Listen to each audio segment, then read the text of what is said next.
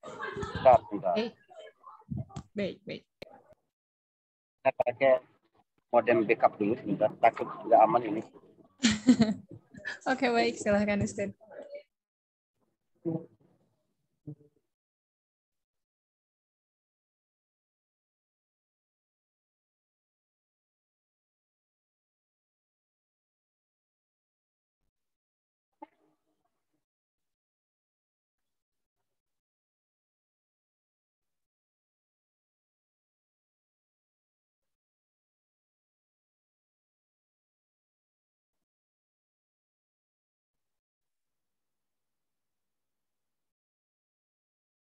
Baik. Kita mulai, Ustaz. Insyaallah. Oke, baik. Bismillahirrahmanirrahim. Assalamualaikum warahmatullahi wabarakatuh. Alhamdulillahirabbil alamin. Wabihi nasta'in ala umuri dunya waddin. Assalatu wassalamu ala asrofil anbiya'i wa mursalin wa ala alihi wa sahbihi ajma'in. Rabbi shrah li sadri wa yassir li amri wa hlul 'uqdatam min lisani yafqahu qawli amma ba'du. Selamat sore Bapak dan Ibu yang dirahmati oleh Allah Subhanahu wa taala. Alhamdulillah kita dapat bertemu kembali, bersilaturahim kembali dalam majelis Kulwaf Salman atau Kuliah Wakaf Salman yang dipersembahkan oleh Wakaf Salman ITB dan juga Hijabers Mom Community Indonesia. Terima kasih bagi Anda yang sudah hadir di sore hari ini. Ini alhamdulillah sudah 60 orang, mungkin Bapak Ibu bisa mengajak saudara-saudaranya atau teman-teman untuk menginfokan untuk ikut hadir dalam majelis ilmu sore hari ini, karena tema hari ini kita akan membahas suatu hal yang luar biasa, yaitu bagaimana supaya kita bisa lebih mudah untuk mengimbangi antara kesehatan mental kita dan didasarkan pada secara sunatullahnya seperti apa. Karena pastinya akhir-akhir ini kan isu kesehatan mental ini memang mulai naik beberapa tahun terakhir, terutama di sejak pandemi COVID. Dan tidak mungkin Allah tidak memperhatikan hal ini. Pastinya secara agama ini sudah diatur dan adalah tugas kita bagaimana caranya untuk mengetahui bagaimana menyeimbangkan kesehatan mental kita disesuaikan dengan ajaran Allah Subhanahu wa taala. Dan hari ini kita kedatangan narasumber yang luar biasa, ada Ustadz Faris BQ dari Imanfat. Assalamualaikum warahmatullahi wabarakatuh, Ustadz. Waalaikumsalam warahmatullahi wabarakatuh. Masya Allah. Ustadz, ini terkait dengan kesehatan mental. Memang banyak orang yang memisahkan dua isu ini, Ustadz. Padahal sebenarnya dua isu ini pastinya berdampingan. Tidak mungkin Allah menciptakan kesehatan mental sendiri, tentang ajaran agama sendiri. Pastinya dua-duanya sudah diimbangkan dengan baik. Nah, sebelum kita Kesehatan mulai mental dan bagaimana langkah mudah untuk menjaga kesehatan mental kita secara sunatullah, Ustadz. Baik. Nah, sebelum kita mulai ke acara kajian hari ini, saya akan menyampaikan bahwa Anda bisa mendapatkan kesempatan giveaway di bulan Maret, untuk bulan Februari ini ya. Untuk pertemuan terakhir di bulan Februari ini, giveaway-nya masih sama seperti sebelumnya, 30 voucher belanja. Caranya mudah untuk mendapatkan voucher belanja ini hanya dengan mengisi atau mengetikkan di kolom chat nama dan juga nomor telepon. Dan ini hanya untuk 30 orang tercepat. Jadi boleh langsung 30 orang tercepat mengisi nama dan juga nomor telepon di kolom chat. Dan yang kedua adalah giveaway berupa produk hijaket yang bisa Anda dapatkan dengan cara mengirimkan pertanyaan terbaik di sesi tanya jawab nanti. Dan pertanyaannya boleh Anda isi sejak di pertengahan menyimak kajian. Baik, kita langsung mulai ke acara kajian hari ini. Ustadz Faris, silahkan. Bismillahirrahmanirrahim. Assalamualaikum warahmatullahi wabarakatuh. Alhamdulillah ala ni'amihi wa syukru lahu ala taufiqihi wa sadadihi. Asyhadu an la ilaha illallah wahdahu la syarika lah wa asyhadu anna Muhammadan abduhu wa rasuluh. Allahumma shalli wa sallim wa barik ala nabiyil huda wa ala alihi wa ashabihi man walaha ma ba'd. Saudaraku yang dirahmati Allah Subhanahu wa taala, betapa beruntung menjadi pemeluk Islam.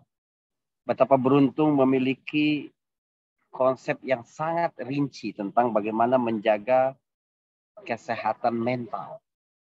Bahkan fungsi agama itu sendiri adalah menjaga itu. Jadi di antara 5 fungsi agama adalah hifdzun nafs, menjaga diri. Nafs itu sendiri memiliki konotasi ya kepada jiwa lebih besar daripada kepada fisik. Walaupun dia dapat diterapkan ketika dimutlakkan penggunaannya itu berarti fisik, raga, dan jiwa. Tetapi Nabi SAW juga sangat memperhatikan urusan hati ini dan menganggap bahwa prima apa tidaknya kehidupan seseorang semua tergantung hati. Jadi kalau kita bicara tentang jiwa, maka tidak ada aturan, baik itu dari aliran filsafat atau agama, yang serinci Islam mengatur tentang kebahagiaan, ketenangan, dan seluruh palet-palet kedamaian dalam hidup. Kenapa penting? Sekarang kita ini berada pada problem paling besar, problem kesehatan paling besar nomor 3 di dunia. Setelah COVID, kanker, setelah itu adalah kesehatan mental, gangguan kesehatan mental. Jadi yang lebih sialnya adalah kita tidak merasa bahwa kita berada dalam kondisi itu gitu. Apakah kita berada dalam tekanan pekerjaan atau overthinking, ketakutan menghadapi masa depan begitu, atau was-was dalam pergaulan, dalam hubungan suami istri, dalam banyak sekali hal-hal yang membuat kita ini merasa dirundung oleh persoalan dan kemalangan. Memang jika kita tidak memperhatikan nutrisi bagi jiwa secara tepat sesuai dengan pemilik hati, aturan pemilik hati, yaitu Allah Subhanahu wa taala, maka nggak mungkin kita ini bisa memperoleh kedamaian itu. Mungkin kedamaian hati, kesehatan jiwa sesuai dengan aturan Allah itulah yang dimaksud dengan sunnatullah itu. Sebenarnya penggunaan sunnatullah itu maksudnya adalah sesuatu yang berkaitan dengan undang-undang alam, wet alam. Kena api terbakar, ya, kalau minum hilang dahaga, makan akan mengakibatkan kenyang. Itu namanya sunnatullah. Ya, sunnatullah fil kainat. Hukum Allah, ya, law di alam semesta. Sebab ada hukum sebab akibat dalam kehidupan kita ini, ada terbagi menjadi 3 macam. Ini penting banget karena banyak orang yang melihat hukum sebab akibat itu dari satu aspek. Ini di antara yang menyebabkan dia stres. Hukum sebab akibat itu, yang pertama adalah hukum sebab akibat natural. Sesuatu yang terjadi di alam. Kena api terbakar, kena benda tajam berdarah, kemudian jalan jauh capek, kalau makan kenyang, ya, kalau minum hilang dahaga. Itu sesuatu yang semua manusia sehat pasti tahu. Semua manusia yang berakal pasti tahu. Gak usah dibahas dah, udah. Semua orang tahu itu. Sunnatullah yang berkaitan dengan natural. Ada lagi hukum sebab akibat yang sifatnya kultural. Kita ketahui karena ada ilmunya. Misal, kalau rasio hutang negara dibanding dengan pendapatan sekian, maka masih aman ekonomi nasional. Ini hukum sebab akibat. Bukan kita meramal masa depan. Sama seperti perakiraan cuaca. Kalau awan bergerak dengan kecepatan sekian dari arah sekian mil, maka Jakarta nanti malam akan hujan. Itu bukan meramal masa depan. Tapi ya, hukum sebab akibat atau sunnatullah setelah dipelajari oleh manusia. Atau kalau seseorang melakukan sesuatu, latihan, satu keahlian sampai 72.000 jam terus menerus, maka dia sangat ahli di bidang itu. Ini sunnatullah dalam wilayah-wilayah pengetahuan manusia, kultural. Tapi ada lagi sunnatullah sifatnya syariah. Contoh, siapa yang bertakwa kepada Allah, Allah akan beri rizki dari jalur yang tidak diduga-duga. Bisa nggak itu dijelaskan secara natural? Nggak bisa. Bisa nggak? Oh, Allah bilang nggak bisa diduga-duga kok. Kalau bisa diduga berarti bukan karena ketakwaan, tapi karena pekerjaannya, karena usahanya, ya kan? Ini nggak bisa diduga-duga. Usaha kita di hulu, datang rezekinya dari hilir. Ya, kita berusaha di timur, ternyata datangnya dari barat. Itu rezeki orang yang bertakwa. Kok bisa? Asal kamu bertakwa, itu sebab, maka kamu akan memperoleh rezeki dari jalan yang tidak terduga. Itu akibat. Berarti ada sunnatullah yang berdimensi syariah. Siapa yang mengikuti petunjuk Allah, maka dia tidak mungkin takut, dia tidak mungkin sedih. Faman tabi'a hudaya fala khaufun 'alaihim wa lahum yahzanun. Famanittaba'a hudaya fala yadhillu wa la yashqa. Siapa yang ikut petunjuk Allah, maka dia nggak mungkin bingung, sesat, nggak mungkin dia sengsara. Orang mukmin yang percaya dengan kebenaran Al-Quran, maka mustahil informasi yang terdapat di dalam Al-Quran itu tidak akurat. Karena itu Allah Subhanahu wa taala sering menginformasikan sesuatu yang tidak dilihat oleh Nabi, seolah-olah Nabi melihat. Kenapa? Karena segala informasi yang datang dari Allah, maka dia sama meyakinkan dengan kalau kita melihat sendiri. Contoh, Allah berfirman kepada Nabi, Alam tara kaifa fa'ala rabbuka bi ashabil fil. Tahu nggak kamu, apakah kamu tidak melihat bagaimana Allah memperlakukan tentara bergajah? Coba, apakah kamu tidak melihat? Apa maksudnya? Apakah Nabi melihat tentara bergajah menghancurkan Ka'bah? Nggak lihat. Karena kejadian itu 50 hari sebelum Nabi lahir. Iya kan? Ulama tafsir memberi tahu kita. Maksudnya adalah alam ta'lam kaifa fa'ala rabbuka bi ashabil fil. Apakah kamu tidak tahu Muhammad bagaimana Allah memperlakukan tentara bergajah? Kalau memang maksudnya tahu, kenapa Allah tidak langsung menggunakan kata alam ta'lam? Tapi Allah gunakan alam taro. Apakah kamu tidak melihat? Sebab informasi yang diberikan oleh Allah sama meyakinkan seperti mata kita melihat. Bahkan bisa lebih kuat dari itu. Ini hukum sebab akibat syariah. Waman a'rada an zikri fa innalahu ma'isyatan dhanka. Siapa yang berpaling dari ajaran agama, maka dia akan memperoleh kehidupan yang sempit. Itu sunnatullah itu. Gak bisa kita elak. Sebab Allah sudah janjikan begitu. Nah, begitu juga berkaitan dengan kebahagiaan. Prinsip-prinsip kedamaian hati dan kebahagiaan jiwa. Manusia ini terdiri dari jiwa dan raganya. Jika orang memperhatikan kesejahteraan bagi raga namun melupakan kecukupan nutrisi jiwa, maka dia akan menderita. Orang menemukan nilai, ya, spirit dalam kehidupan itu macam-macam. Pertama, nilai-nilai spiritual itu kadang orang tidak berjumpa pada syariat Allah, tapi dia berjumpa dari hubungan dengan sesama manusia. Sebab ada fitrah di dalam dirinya itu, kalau dia menolong, kalau dia memberi kemanfaatan, maka dia merasa dia ini berharga, dia merasa hidupnya ini ada arti, dan dia menemukan kebahagiaan di situ. Bill Gates punya kekayaan 93 miliar dolar. Angka ini nggak ada artinya, ya, kata Bill Gates. Angka ini tidak ada artinya bagiku. Hubungan kemanusiaanlah yang membuatku merasa berarti.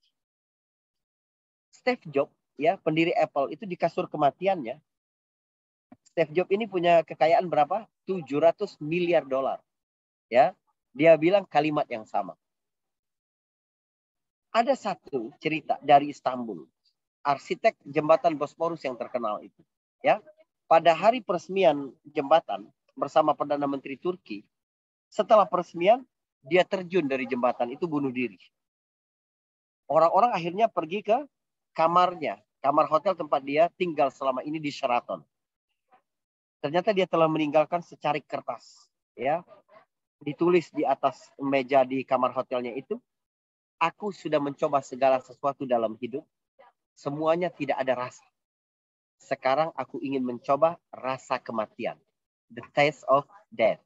Dia ingin merasakan rasa kematian karena dia selama ini tidak merasakan, ya, dia sudah semuanya tidak ada rasa kehidupan ini.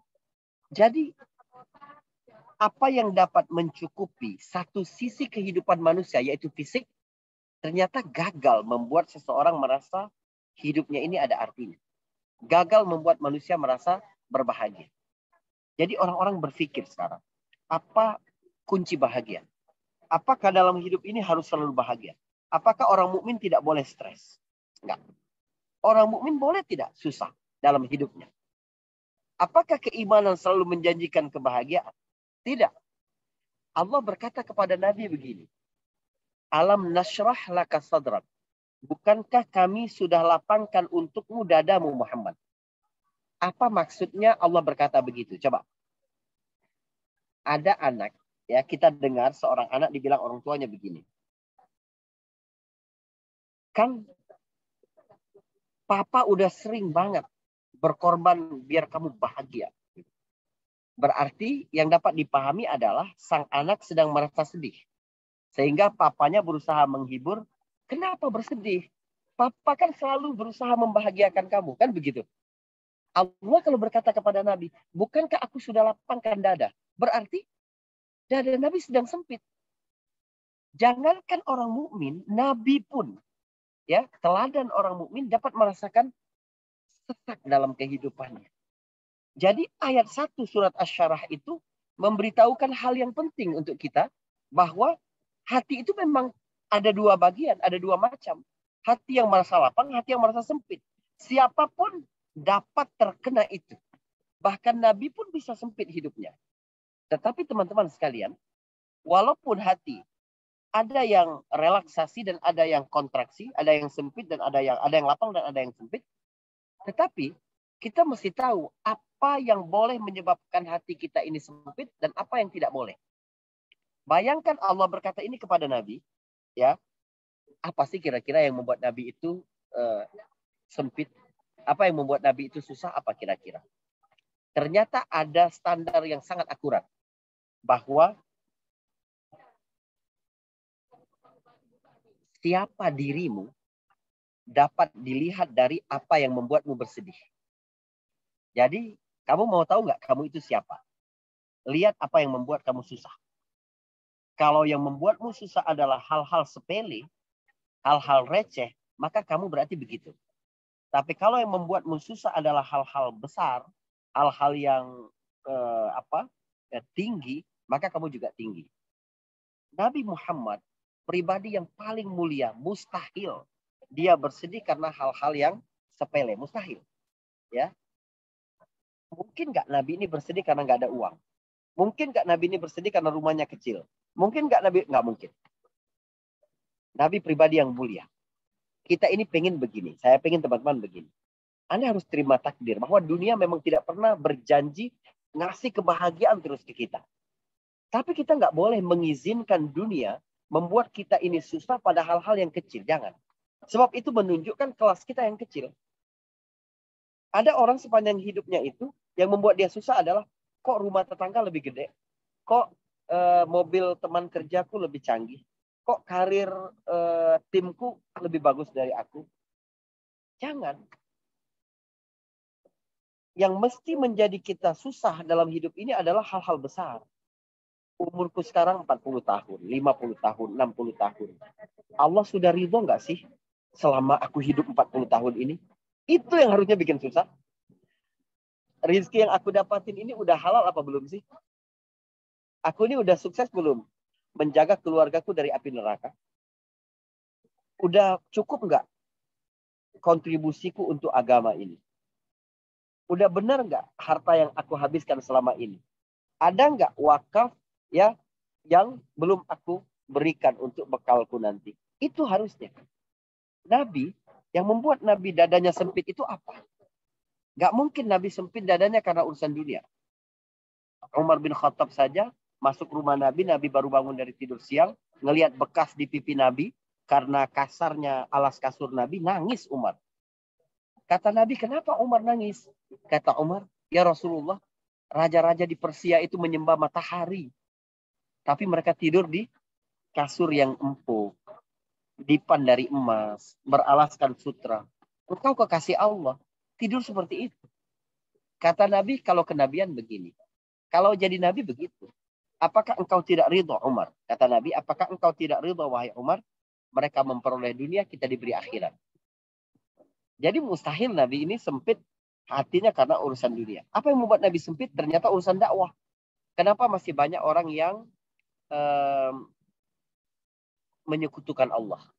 Kenapa masih banyak orang yang sensitif dengan ajaran tauhid? Kenapa masih banyak orang memberikan stigma buruk kepada Islam? Kenapa orang banding-bandingin azan dengan suara anjing? Kenapa? Ya, macam-macam.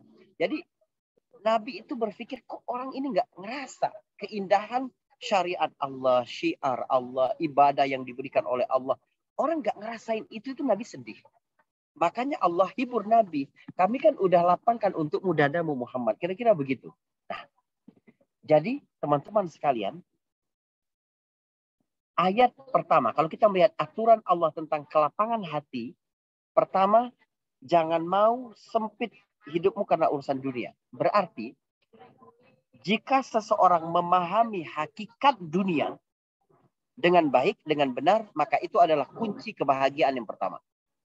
Mau nggak kamu nggak stres? Kalau mau, berarti kamu tidak boleh salah dalam memandang kehidupan dunia.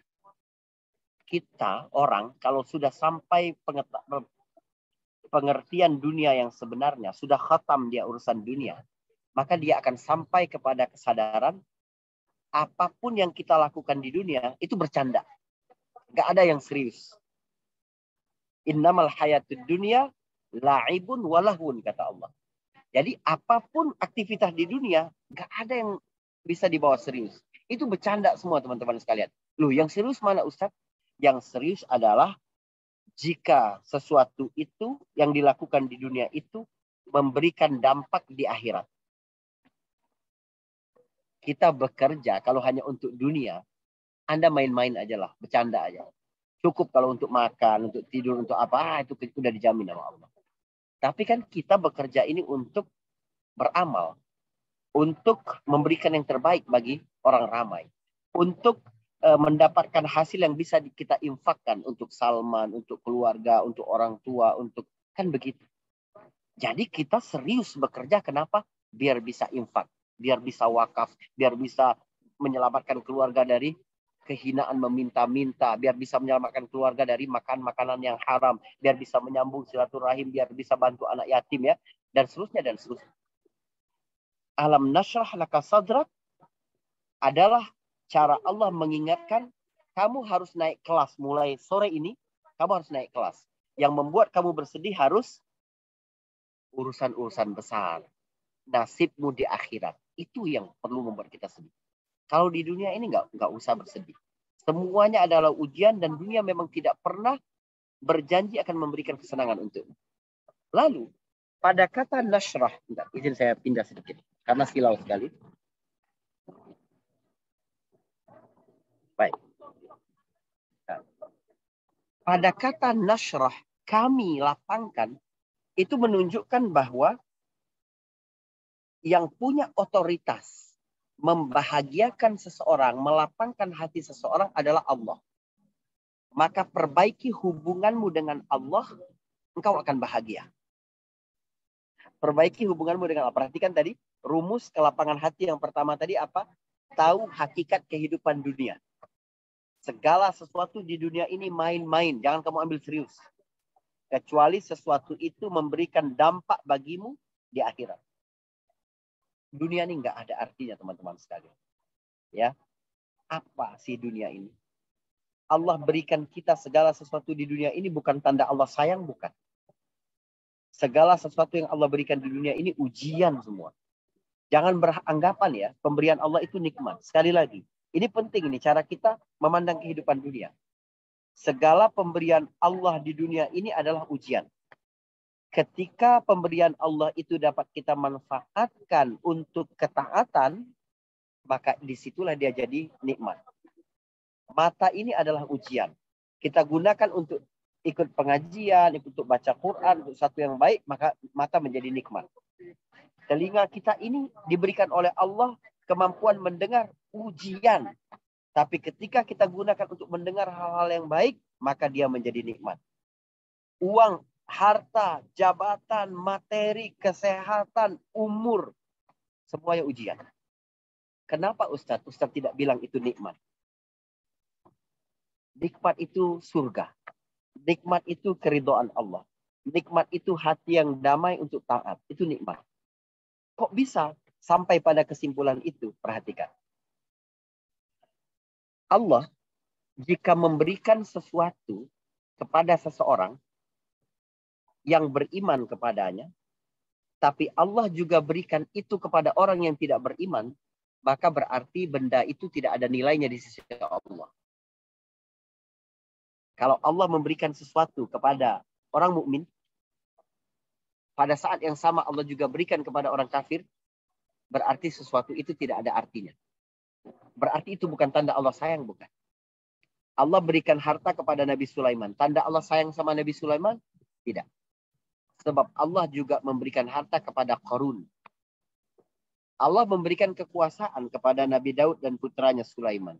Apakah itu tanda Allah sayang? Tidak. Sebab Allah memberikan kekuasaan kepada Namrud, Allah memberikan kekuasaan kepada Fir'aun. Jadi segala sesuatu yang Allah berikan kepada orang taat, tapi Allah berikan kepada ahli maksiat, berarti sesuatu itu nggak ada yang istimewa. Ya. Tetapi kalau Allah hanya memberikan kepada orang yang bertakwa, kepada orang yang beriman, itu berarti ada nilainya di sisi Allah. Apa yang Allah berikan itu? Kemudahan untuk melakukan ibadah. Rasa tertarik untuk mengenal Allah dan Rasul-Nya. Ingin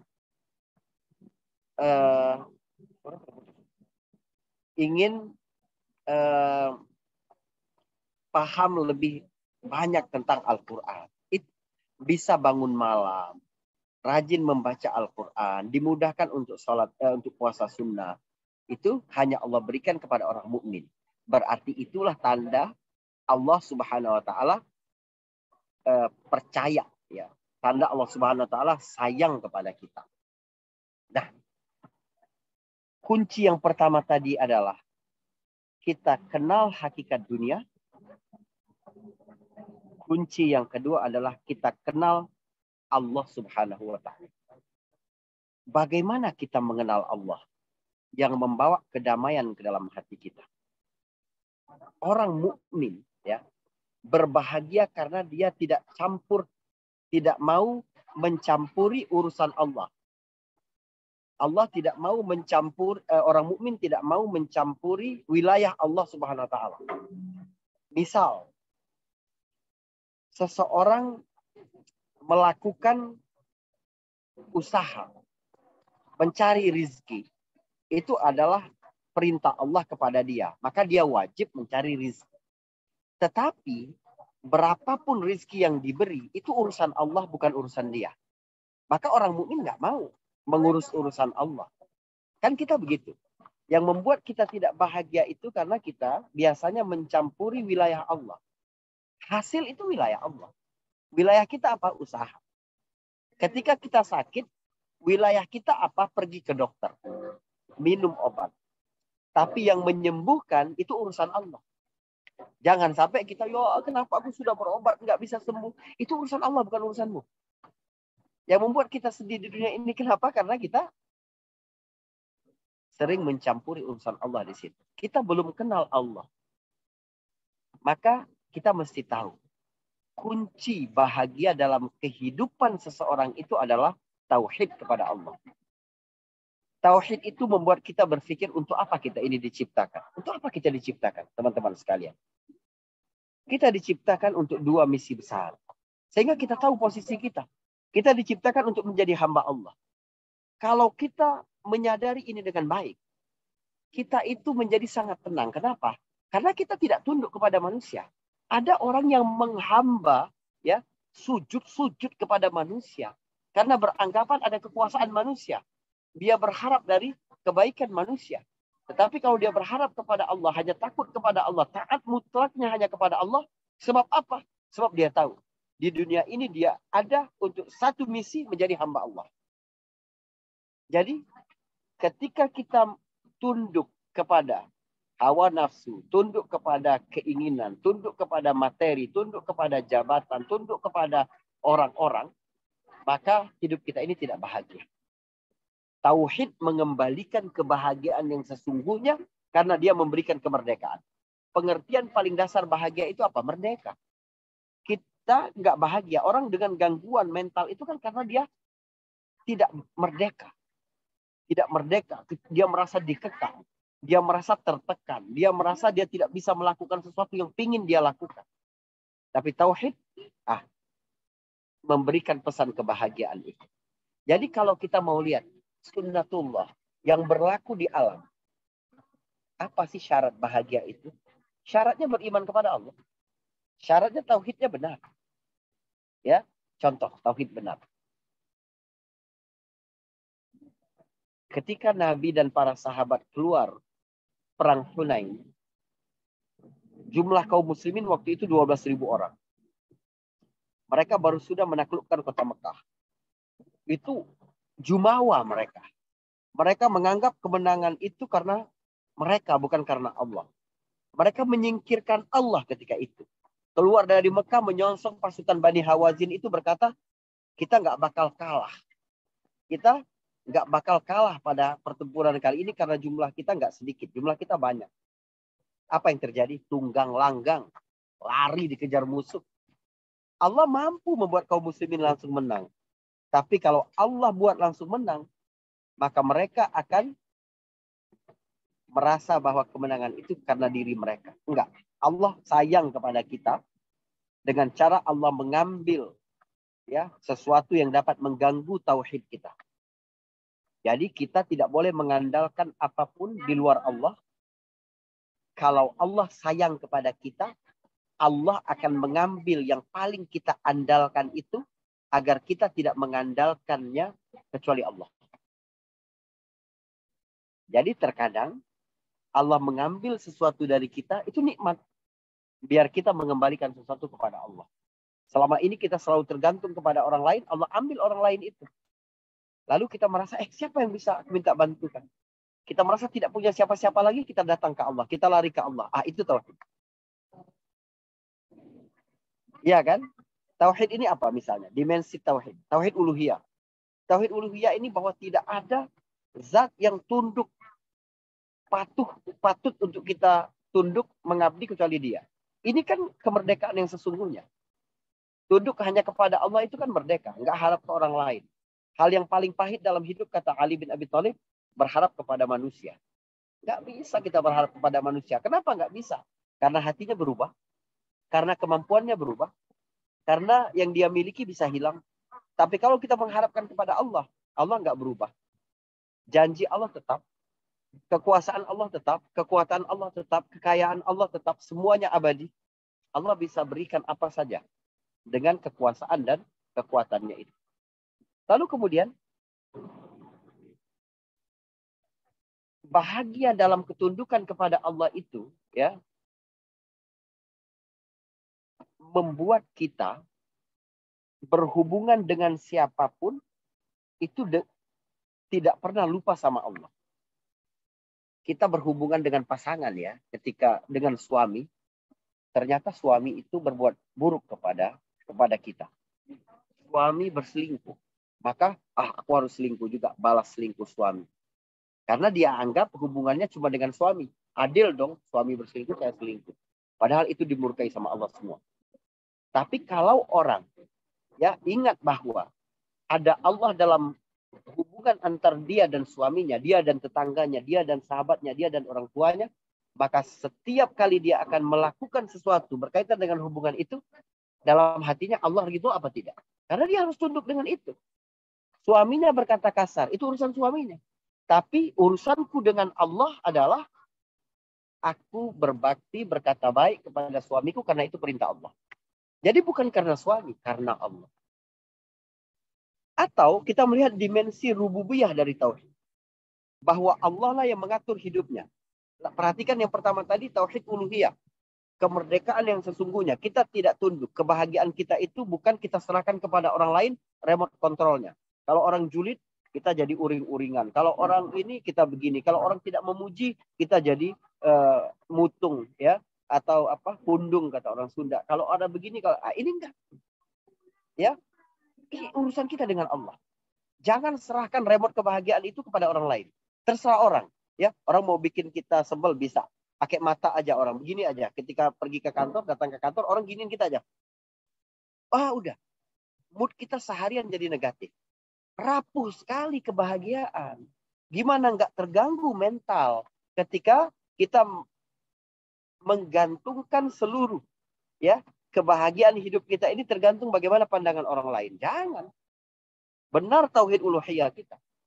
Yang kedua adalah rububiyah. Rububiyah ini berarti Allah yang mengatur hidupnya. Maka dia tenang. Itu sumber kekuatan jiwa itu rububiyah. Bahwa Allah yang mengatur, Allah nggak mungkin salah dalam mengatur. Ya, manusia bisa maladministrasi, malpraktek, ya, mal birokrasi bisa. Tapi kalau Allah nggak mungkin. Kita ketika bertasbih kepada Allah, subhanallah, itu artinya apa? Artinya Allah maha suci.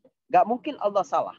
Ya, ketika Allah memberikan sesuatu atau menahan sesuatu kepada seseorang, Allah nggak mungkin salah orang, nggak mungkin salah tempat, nggak mungkin salah waktu, nggak mungkin salah dalam komposisi, nggak mungkin.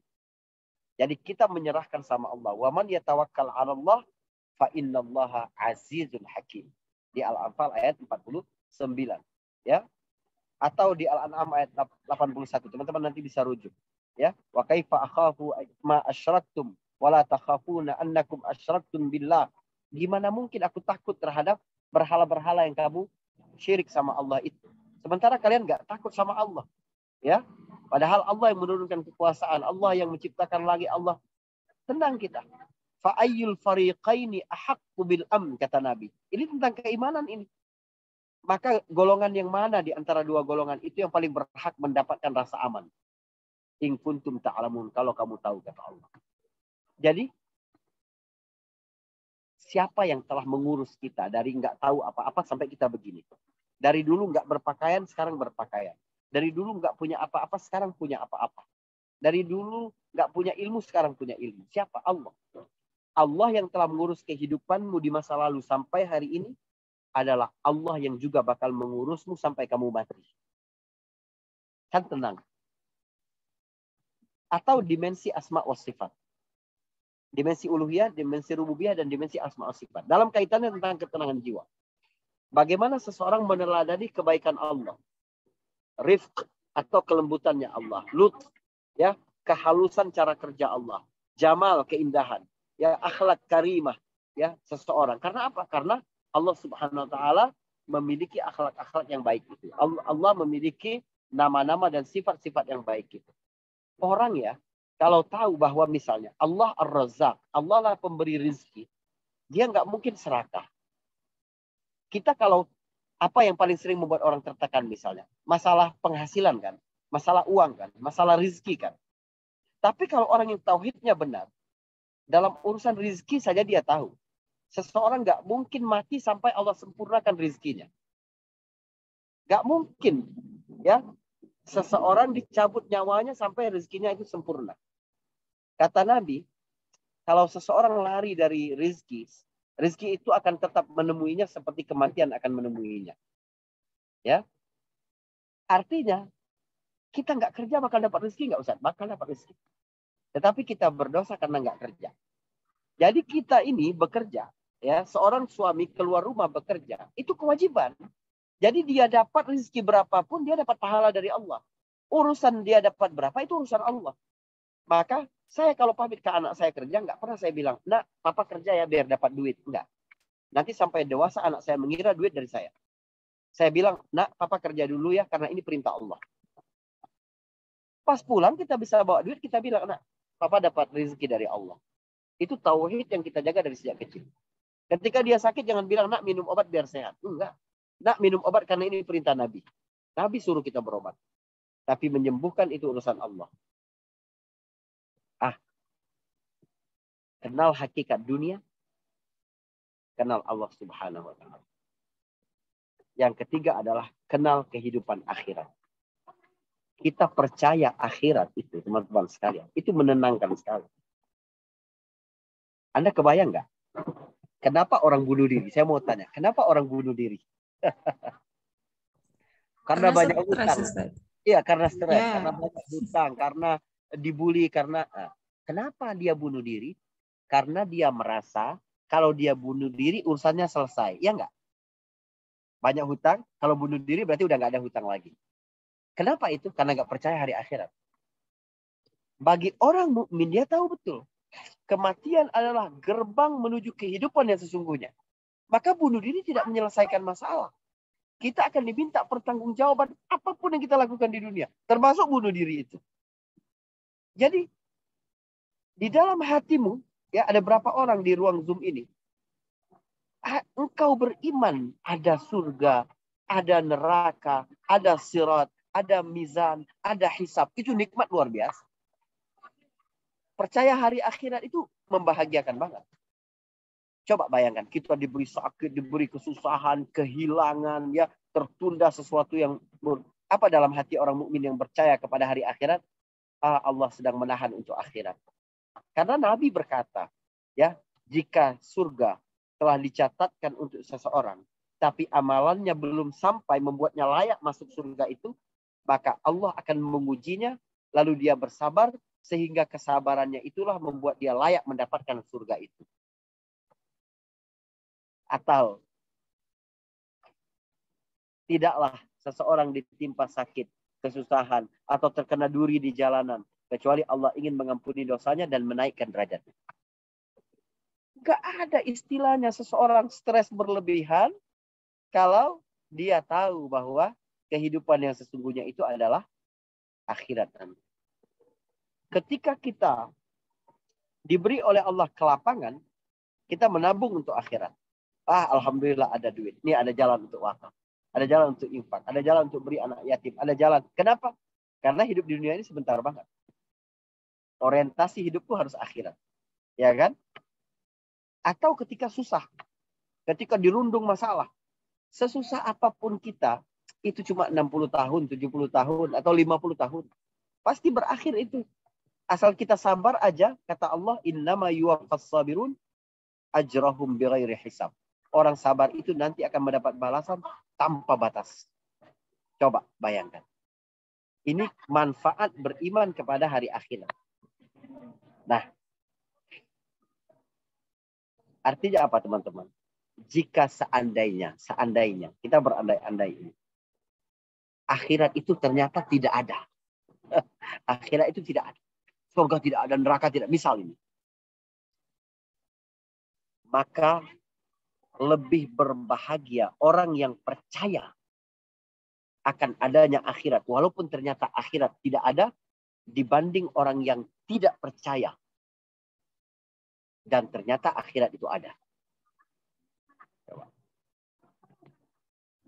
Orang kalau percaya akhirat, ya, maka dia bisa banding-bandingin. Apalah arti penderitaan atau keluputan atau kekurangan yang sebentar itu. Coba, percaya akhirat itu membuat kita tahu timbangan dunia. Allah bilang begini tentang akhirat, ya. Wal akhiratu khairun wa abqa. Perhatikan. Akhirat itu lebih baik dan lebih kekal. Dalam surah apa? Dalam surat Al-A'la. Sabbihisma rabbikal a'la. Ya. Wal akhiratu khairun wa abqa. Apa perbandingan akhirat dibanding dunia? Akhirat itu lebih baik, lebih abadi. Saya mau tanya, Mbak Rashidah. Ada orang kasih pilihan. Mbak Rashidah mau dikasih pinjam mobil mewah, harga 2,5 miliar. Saya kasih pinjam selama 5 menit. Atau pilih saya kasih Brompton. Ya, harganya cuma 60 juta, tapi jadi hak milik. Mbak Rashidah pilih sepeda atau pinjam mobil 5 menit? Pilih sepeda, Ustaz, yang jadi hak milik. Pilih sepeda. Tapi kan lebih mahal mobil. Lebih baik cuma 5 menit, Ustaz. Tapi dia tidak abadi. Iya kan? Tapi kalau ada orang disuruh milih, mau dikasih uang, mau dikasih mobil Ferrari misalnya, jadi hak milik, atau kamu mau saya kasih sepeda yang sudah butut selama 30 detik. Kamu pilih mana? Yang pertama, menang banyak. Tapi kalau ada orang, enggak, saya pilih sepeda. Walaupun cuma 30 detik. Walaupun sepedanya butut. Kita bilang orang itu apa? Aneh. Kita bilang gila, ya, enggak normal, atau bodoh gitu. Tapi itulah kita. Allah membandingkan akhirat dengan dunia seperti itu. Akhirat lebih kekal, akhirat lebih baik. Tapi orang sanggup mengorbankan akidahnya, mengorbankan akhiratnya, mengorbankan akidah, mengorbankan ukhuwah, mengorbankan persaudaraan. Hanya apa? berebut dunia. Sanggup konflik saudara karena warisan. Sanggup ya memfitnah orang lain karena ingin naik jabatan. Sanggup black campaign karena ingin duduk di kursi dewan. Sanggup. Kenapa? Orang-orang ini tidak percaya akhirat. Saya gampang banget. Saya berkata begini. Tanya ke semua peserta. Kamu percaya nggak sih ada surga? Percaya nggak sih ada neraka? Pasti semuanya akan bilang percaya. Tapi perilaku kita, sikap kita, muamalah kita selama ini seperti orang tidak percaya surga. Kalau ada terus di dalam diri kita ini kesadaran, surga itu ada. Gak mungkin orang mau mencuri. Gak mungkin orang mau korupsi. Gak mungkin orang mau pelit menahan sesuatu. Coba bayangkan. Manusia coba. Survei ya. Rata-rata manusia itu cuma menikmati kekayaannya itu di bawah 20%. Selebihnya dia tinggalin untuk ahli waris. Kalau orang kaya paling cuma 1%. Selebihnya buat ahli waris. Coba kalau itu dimanfaatkan untuk akhirat dia. Tapi kan saya harus siapkan untuk anak-anak saya, Ustaz. Perhatikan. Kita memang baik meninggalkan untuk anak itu meninggal, ada sesuatu yang kita tinggalkan biar anak nggak jadi berantakan hidupnya. Tetapi bukan semuanya harus dijamin, bukan? Sebab ada hal yang dijamin oleh Allah. Kalau kita mendidik anak kita menjadi pribadi yang bertakwa, Allah akan mengurus dia. Sebab Allah bilang, hukum sunnatullah. Ya, sebab akibat syariah. Siapa yang bertakwa, Allah beri jalan keluar. Siapa yang bertakwa, Allah beri rezeki dari jalan tak batas. Ngapain kita sibuk-sibuk? Menyediakan seluruh fasilitas untuk dia nanti. Biarin dia jadi pejuang. Dengan bertakwa sama Allah, Allah akan berikan. Tapi kan dia belum tentu bertakwa, Ustaz. Apalagi kalau nggak bertakwa. Kita capek-capek bekerja, kita tinggalkan untuk dia gunakan untuk kemaksiatan. Dia gunakan untuk sesuatu yang buruk. Na'udzubillah misalnya. Orang tahu prioritas dalam kehidupan. Orang tahu orientasi, orang tahu tujuan. Orang tahu kompetisi yang sebenarnya. Sehingga dia letihnya itu letih yang berbayar. Gitu. Kalau berkompetisi untuk dunia, itu nggak pakai habis letihnya. Karena nggak ada garis finishnya. Sudah dapat ini, kita dapat lawan baru lagi. Enggak, saya mau asetnya sekian. Udah dapat aset sekian, ternyata ada saingan lagi yang di atas saya. Terus begitu. Dan itu membuat kita stres. Membuat kita tidak bahagia. Jadi, hakikat dunia, kenal hakikat dunia. Kenal Allah, dan kenal orientasi akhirat. 3 itu, ya, menurut saya adalah hukum-hukum tentang kelapangan hati yang paling dasar yang dimiliki oleh manusia. Ini pengantar diskusi kita pada sore hari ini. Silakan. Baik, Ustaz. Masya Allah. 3 poin penting harus kita pahami supaya kita bisa mendapatkan kebahagiaan di dunia maupun di akhirat. Masya Allah. Dan silahkan, tentunya ini pertanyaannya sudah cukup banyak, Ustaz. Saya akan bahas dari yang paling pertama. Ini ada sahabat kita namanya Andrian Syah. Ustaz izin bertanya bagaimana cara menyembuhkan atau menjaga kesehatan mental yang terjebak di masa lalu. Akibatnya adalah disebabkan oleh pengasuhan orang tua atau luka batin yang kadang tidak sadar. Ini masih membekas di hati seorang anak dan di jangka waktu yang sangat lama tentunya, Ustaz. Ini bagaimana nih, Ustaz? Baik. Pengalaman traumatik, apalagi ketika kita masih anak-anak, itu memang membekasnya lama sekali ya. Saya pernah diceritakan oleh seorang pakar psikologi. Ada orang yang curhat, seorang muslimah dari keluarga yang taat beragama. Itu kecanduan pornografi. Rupanya itu karena luka masa lalu. Dia pernah ketika nggak mau mandi sama ayahnya itu dicekik sini ya, dibawa ke tempat mandi, disiram pakai air langsung ke mukanya gitu. Itu membuat dia trauma lah pengalaman itu. Gitu. Jadi memang pada beberapa kasus itu dibutuhkan konsultan, dibutuhkan tenaga ahli untuk membantu menyembuhkan itu. Artinya kamu bercerita kepada orang yang kamu percaya dan ahli, ya, bercerita itu untuk mendapat advice, karena pendekatan pada kasus yang berbeda itu berbeda. Namun, ya, tidak ada yang tidak bisa disembuhkan. Apa yang bisa menyembuhkan? Bukan obat, tapi zat. Allah Subhanahu wa Ta'ala. Maka selalu berdoa kepada Allah Subhanahu wa Ta'ala adalah bagian penting dari usaha kita menyembuhkan trauma itu. Teman-teman sekalian, dengan berdoa ya, kita menjadi lebih tenang. Bukan karena kita menunggu kapan doa itu diijabah, bukan. Karena saat paling mewah dari doa itu adalah kesadaran bahwa kita mengajak Allah terlibat dalam urusan itu. Jadi ketika kita minta Allah, ya Allah, tolong aku ya Allah, lepas dari trauma ini. Artinya kita sedang berbisik kepada Allah, ya Allah, aku mengajak engkau terlibat untuk menyembuhkanku. Perasaan itulah yang mewah. Perasaan bahwa kita butuh Allah itulah kedewasaan spiritual yang sesungguhnya. Ya, pada saat seseorang merasa sangat tidak berdaya, dia nggak ada lagi tempat untuk bersandar. Maka dia datang kepada Allah dalam kondisi itu. Allah yang maha karim, maha dermawan, melihat bahwa hambaku datang kepadaku.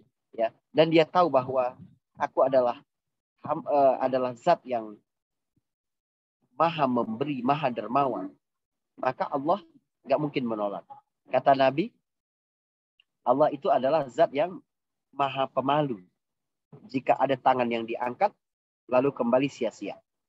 Nggak mungkin doa kita itu tidak dikabulkan oleh Allah Subhanahu wa Ta'ala. Kira-kira begitu ya. Jadi tetap berdoa. Kemudian ya kalau yang normatif saya bisa jawab. Sibukkan kepada hal-hal yang baik. Kemudian maafkan ya. Memaafkan ini penting. Ya, kalau orang tua masih hidup, perbuat baik kepada dia. Itu bentuk kita memaafkan dia. Memaafkan ini teman-teman berat. Karena apa? Karena kita berada dalam mitos bahwa yang paling diuntungkan ketika memaafkan adalah orang yang dimaafkan. Buktinya kalau orang bilang, udah maafin aja. Enak aja dia. Udah begitu dimaafkan. Kita merasa bahwa yang paling beruntung adalah orang yang dimaafkan. Tidak. Yang pertama-tama diuntungkan ketika memaafkan adalah pemberi maaf. Begitu seseorang memaafkan, maka hatinya menjadi luas. Ketika hatinya menjadi luas, rahmat, kasih sayang, pengampunan, bimbingan masuk ke dalam hati orang itu. Makanya dalam Al-Quran tidak ada perintah minta maaf. Yang ada adalah perintah memberi maaf. Dan Allah sandingkan dengan kata lapangkan dada. Begitu lapang dada, maka lapanglah kehidupan. Sebab simbol segala sesuatu dalam hidup ini, dada ini. Alam nashrah laka sadrak. Baik, dada di sini. Baik, Insya Allah. Jazakallah khairan, Ustaz. Selanjutnya ini ada pertanyaan dari sahabat kita Nurul Afifah. Ustadz, sahabat kita ini pernah membaca mengenai metode mempelajari urgensi dari kesehatan mental. Di antaranya adalah dengan menciptakan rasa aman, di mana hal ini pun menjadi perhatian Rasulullah SAW. Di antaranya dengan? Di antaranya adalah dengan menciptakan rasa aman. Nah, ini juga hal ini pun menjadi perhatian Rasulullah katanya. Dan dihadapkan dengan era pandemi saat ini, ikhtiar apa yang bisa kita upayakan untuk membuat hati kita tetap merasa aman, Ustaz? Baik. Jadi hadisnya begini. Man asbaha minkum aminan fi sirbihi mu'afan fi jasadihi wa indahu qutu yaumihi faka'annama hizat lahu dunya bihadafiriha. Siapa yang memulai hari, bangun pagi, dia merasa aman di tengah lingkungannya, sehat badannya, dan dia punya makanan yang cukup untuk hari ini saja, maka dia seperti sudah Allah berikan dunia dengan seluruh isinya. Hadis ini adalah cara Nabi mengajarkan kita semakin sederhana definisi bahagia bagi seseorang, maka semakin gampang seseorang untuk mendapatkan kehidupan yang tenang. Nabi berkata ya, indahu qutu yaumihi. Kebutuhannya hari ini saja. Ini seperti konsep prison life pada hari ini. Jadi kamu jangan terlalu overthinking besok enggak. Tapi kamu berpikir hari ini apa yang bisa kamu jalankan. Banyak orang yang tidak bisa menikmati hari minggunya karena dia sudah hidup pada hari Senin. Aduh, besok di kantor banyak banget begini-begini. Sekarang masih minggu, Pak. Nggak usah ganggu minggumu dengan bayangan tentang sini. Kita ini kan kebanyakan hidup bukan untuk zaman sekarang. Kita hidup di trauma masa lalu atau ketakutan di masa yang akan datang. Nabi pada hadis ini mengajarkan kepada kita, you fokus pada apa yang Allah berikan kepada kamu pada hari ini. Kamu aman kan, nggak ada yang ganggu. Kamu sehat kan, dan kamu bisa makan hari ini. Udah. Tiap hari kamu jalani itu, kamu orang yang paling bahagia. Ini hadis tentang bahaya overthinking atau bahaya ditawan oleh masa lalu. Ya, dalam urusan dunia ini itu tadilah. Udah santai, main-main semua.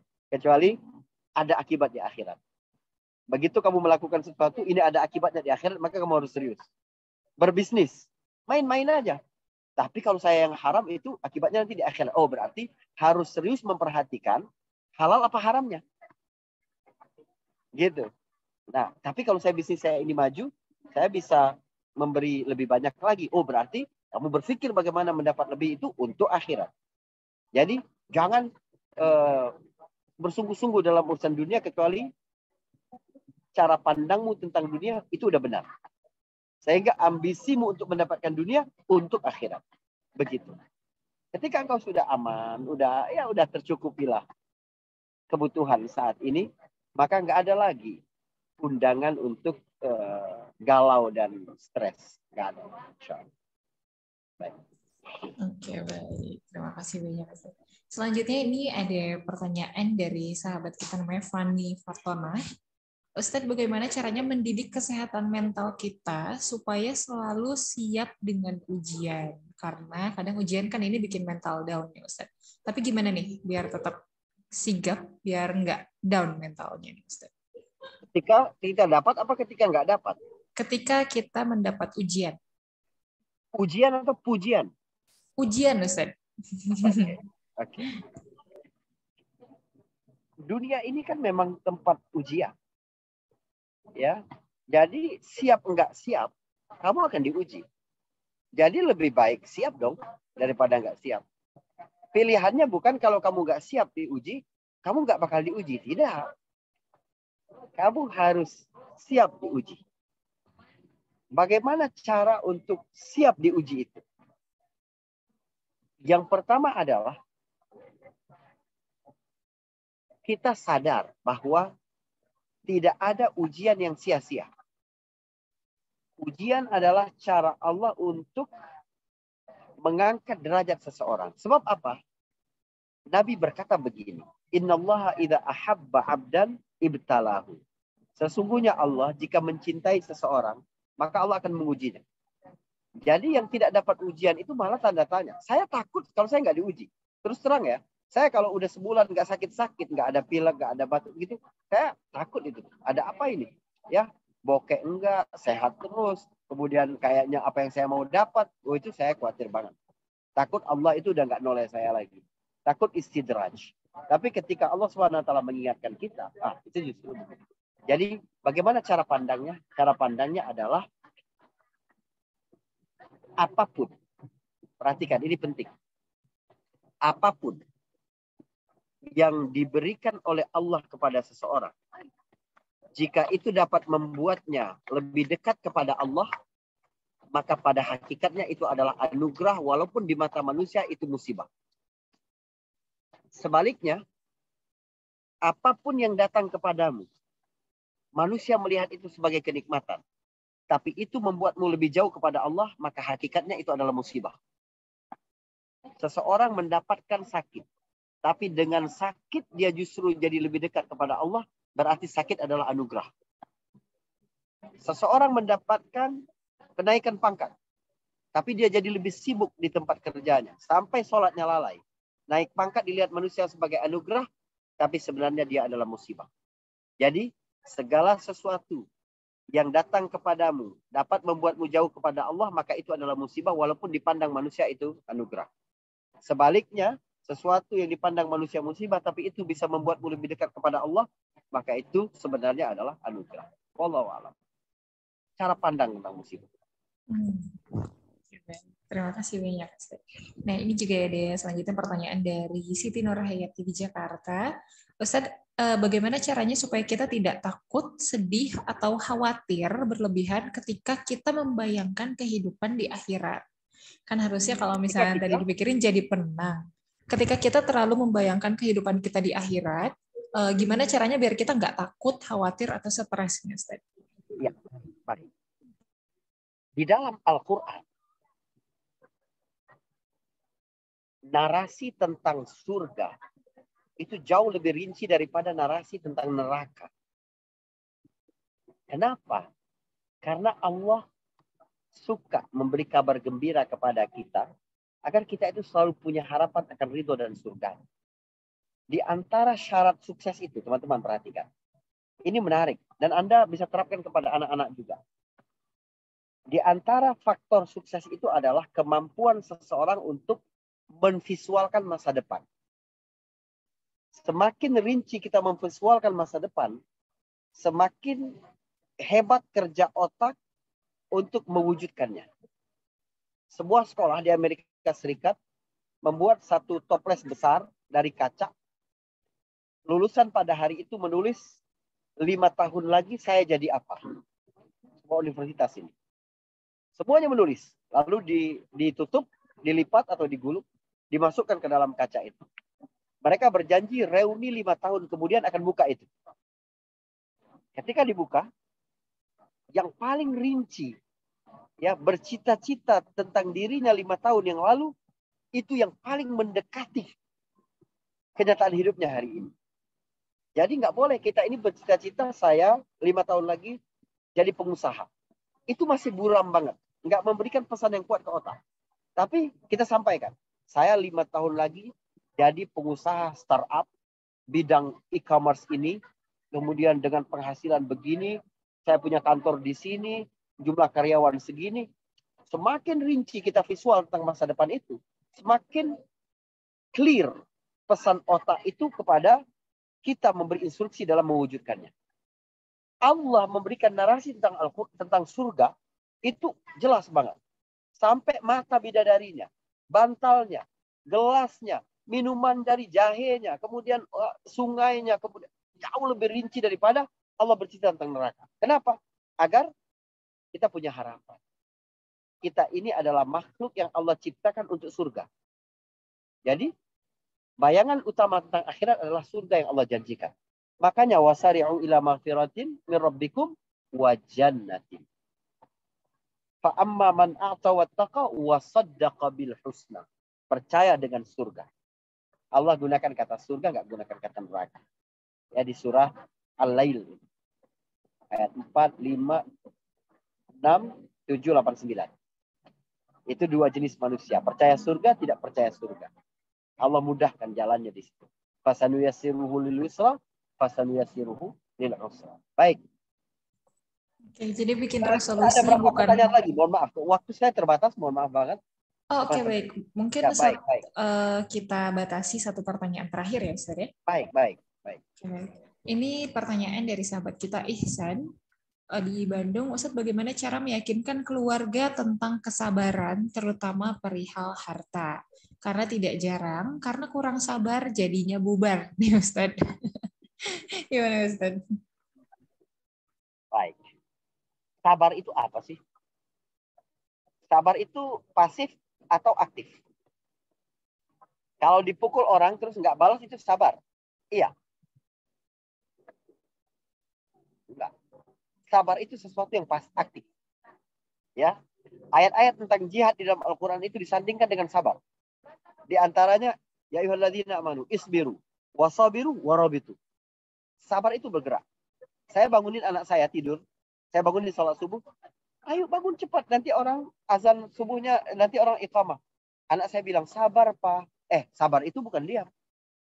Sabar itu kamu bergerak, keluar dari selimut, pergi ke kamar mandi, itu sabar. Jadi, mengingatkan keluarga tentang hakikat dunia, itu adalah kesabaran. Pada saat yang sama, mempertahankan hakmu, misalnya warisan, itu juga bagian dari kesabaran. Jangan bilang, Ustaz Faris bilang dunia nggak ada artinya, udah ambil aja lah siapa mau hartaku. Jangan. Siapa yang mempertahankan hartanya dan mati karena itu dia syahid. Man qutila duna malihi fahuwa syahid.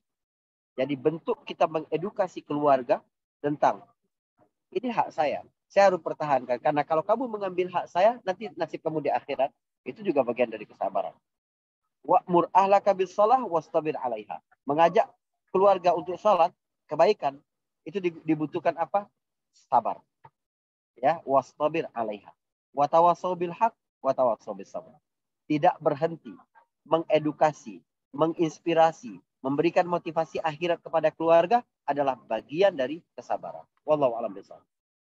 Oke, baik, Masya Allah. Terima kasih banyak Ustadz untuk sesi Sama, tanya jawab dan juga tausiahnya. Mungkin di akhir ada yang ingin disampaikan Ustadz sebagai penutup dari obrolan kita hari ini? Ya, teman-teman sekalian, saya rating ulang lah ya, bahwa pertama, sedih atau tidak, sempit atau lapang hidup, itu normal sekali.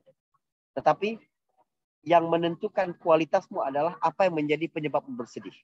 Mulai sore ini berjanjilah jangan mau terganggu ya kesenanganmu, kesehatan jiwamu karena hal-hal kecil. Sebab apapun yang berhubungan dengan dunia itu main-main kecuali memberikan implikasi di akhirat. Agar tetap bahagia, maka kuncinya ada 3. Kenal hakikat dunia, kenal Allah, dan kenal orientasi hidup kita adalah akhirat. Semoga ini bermanfaat teman-teman semua ya. Yang terlalu banyak juga saya ngisi nanti terlalu cepat pintar. Semoga ini bisa diamalkan buat kita bersama insya Allah. Baik, terima kasih. Oke, baik. Masya Allah. Terima kasih banyak Ustadz Faris untuk sesi tausiahnya sore hari ini. Sebelum kita masuk ke pengumuman pemenang giveaway, akan ada polling yang bisa diisi oleh Bapak Ibu semua. Menurut Anda, apa yang bisa kami tingkatkan dari tim Wakaf Salman untuk setiap acara Kulwaf di tiap pekan? Apakah dari tema, narasumber, teknis acara, atau dari publikasi? Silahkan untuk mengisi.